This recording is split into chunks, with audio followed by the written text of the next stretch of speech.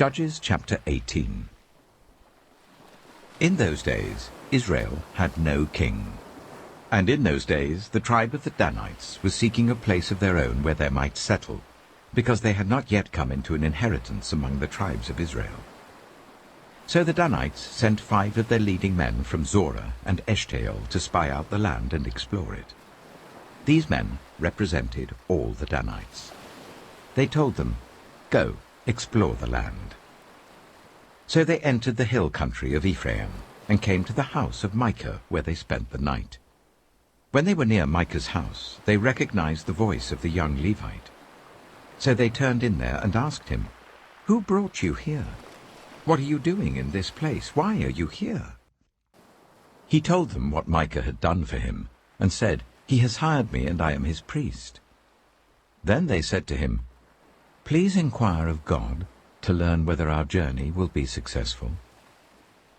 The priest answered them, "Go in peace. Your journey has the Lord's approval."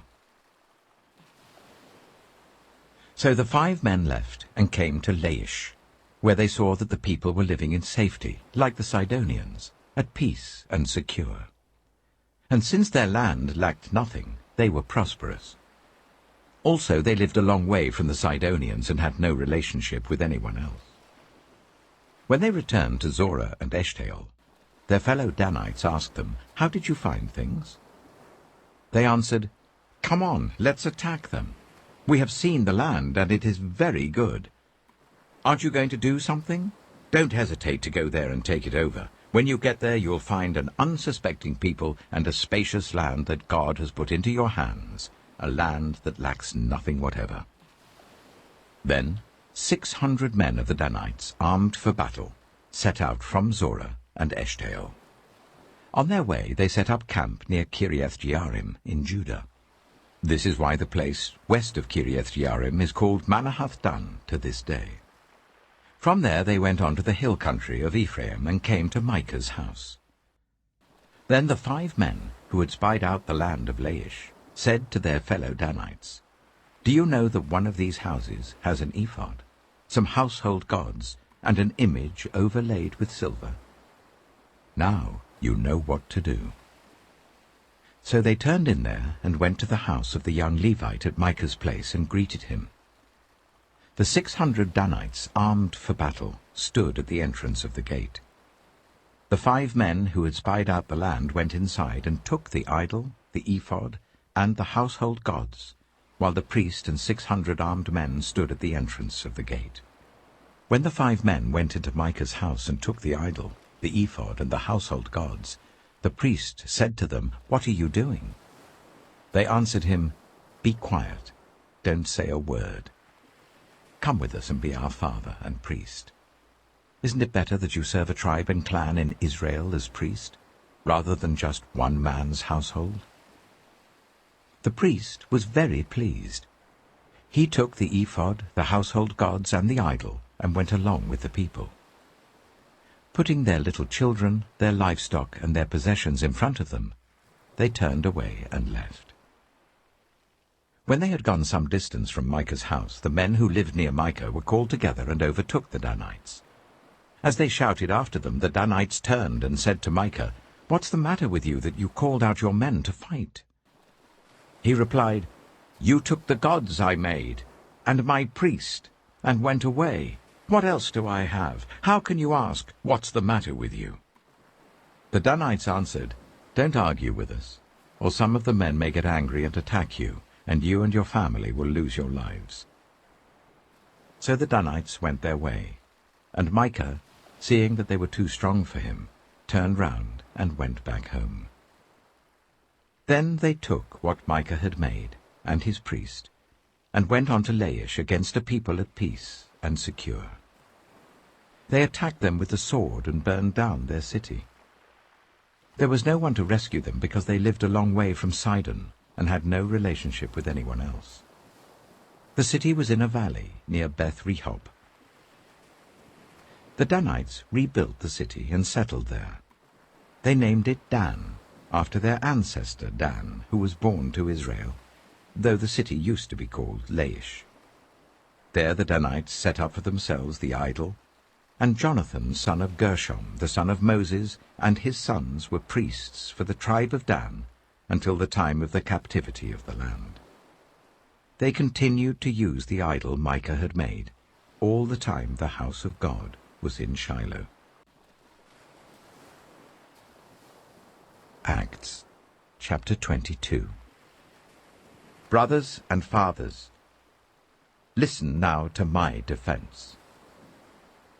And when they heard him speak to them in Aramaic, they became very quiet. Then Paul said, I am a Jew, born in Tarsus of Cilicia, but brought up in this city. I studied under Gamaliel, and was thoroughly trained in the law of our ancestors.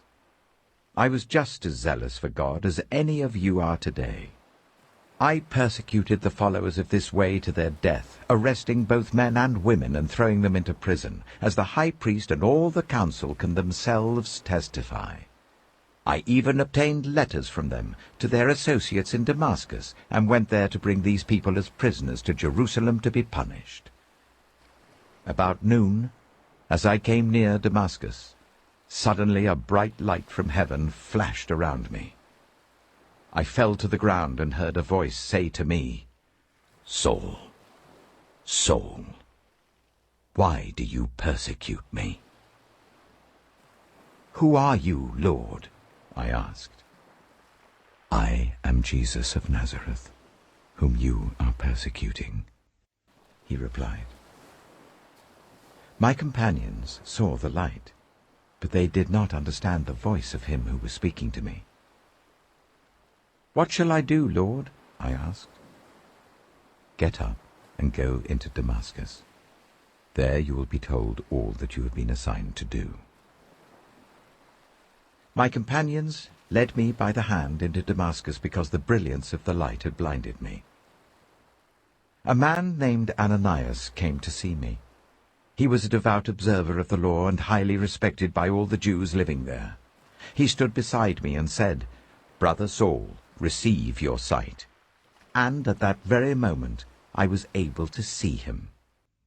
Then he said, The God of our ancestors has chosen you to know his will, and to see the righteous one, and to hear words from his mouth. You will be his witness to all people of what you have seen and heard. And now, what are you waiting for? Get up, be baptized, and wash your sins away, calling on his name. When I returned to Jerusalem and was praying at the temple, I fell into a trance, and saw the Lord speaking to me.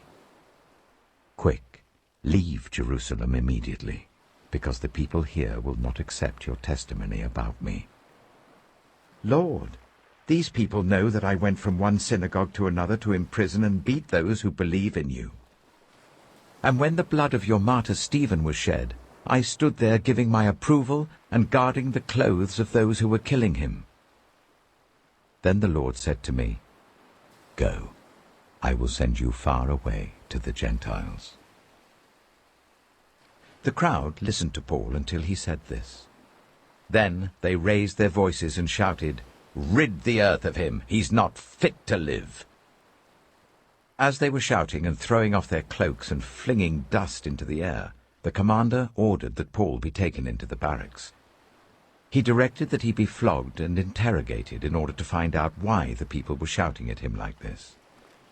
As they stretched him out to flog him, Paul said to the centurion standing there, Is it legal for you to flog a Roman citizen who hasn't even been found guilty? When the centurion heard this, he went to the commander and reported it. What are you going to do? He asked. This man is a Roman citizen. The commander went to Paul and asked, Tell me, are you a Roman citizen? Yes, I am, he answered. Then the commander said, I had to pay a lot of money for my citizenship. But I was born a citizen, Paul replied. Those who were about to interrogate him withdrew immediately. The commander himself was alarmed when he realized that he had put Paul, a Roman citizen, in chains.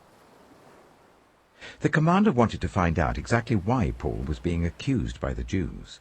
So the next day he released him and ordered the chief priests and all the members of the Sanhedrin to assemble. Then he brought Paul and set him before them.